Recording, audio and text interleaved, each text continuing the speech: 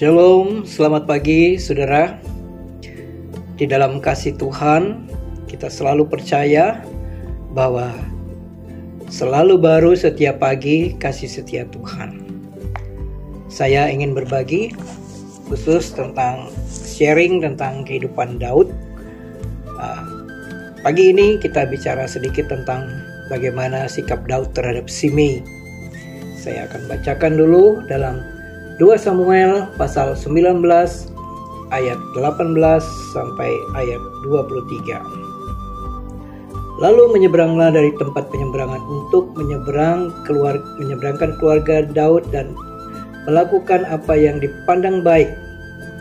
Maka Shimei bin Gera sujud di depan raja ketika raja hendak menyeberangi sungai Yordan dan berkata kepada raja, "Janganlah kiranya Tuanku tetap memandang aku bersalah, dan janganlah kiranya Tuanku mengingat kesalahan yang dilakukan hamba-Mu ini pada hari Tuanku Raja keluar dari Yerusalem.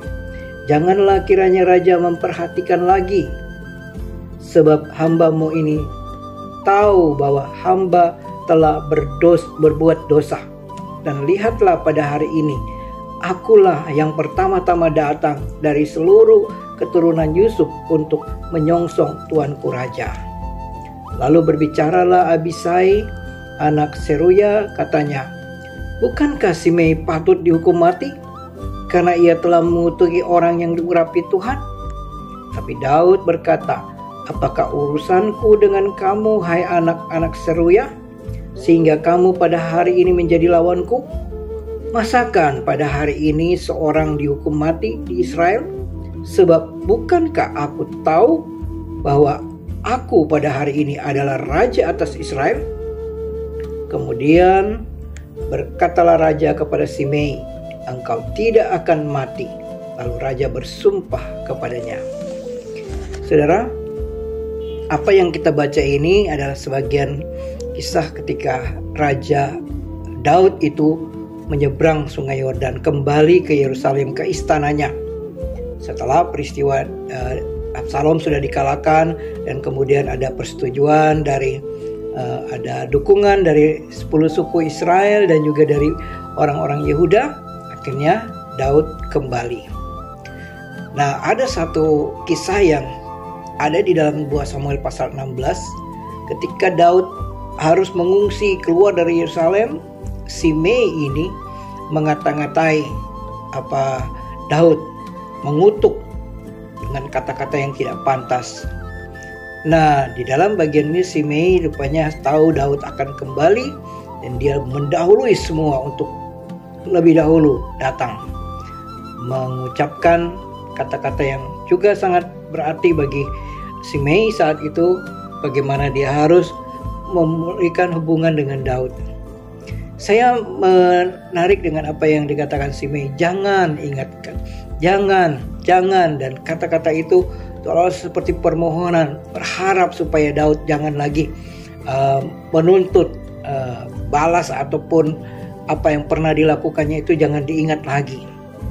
Ya, saudara, mungkin ini tidak mudah ya bagi seorang, kalau kita yang seperti Daud, kita marah besar dan bisa membalas dendam.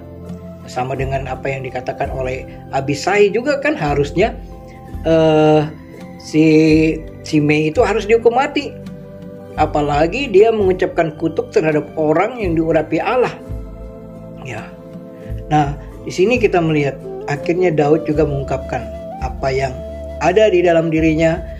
Dia justru tidak membalas dendam. Dia mengampuni. Saudara, poin ini bagi kita semua, kita belajar bahwa hal kita disakiti dengan kata-kata atau mungkin kita yang menyakiti orang dengan kata-kata kita, tentu ada hal-hal yang sangat mengganggu kita.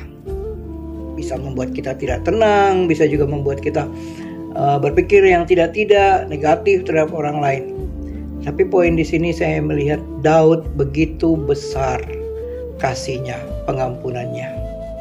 Ya, walaupun Shimei itu pantas untuk dihukum mati, tetapi Daud tidak melaksanakan Itu bahkan dia mengatakan kepada Simei, engkau tidak akan mati. Ya, selagi Daud ada justru akan memberikan keamanan bagi Simei untuk kembali hidup sebagaimana mestinya.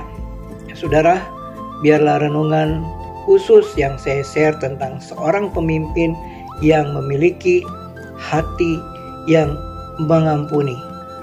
Kita selalu diingatkan apa yang Tuhan Yesus ajarkan dalam doa Bapa kami. Ampunilah kami seperti kami sudah mengampuni orang yang bersalah kepada kami.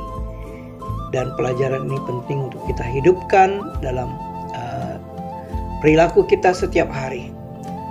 Pengampunan itu jauh lebih baik daripada kita menyimpan dendam. Tuhan Yesus memberkati.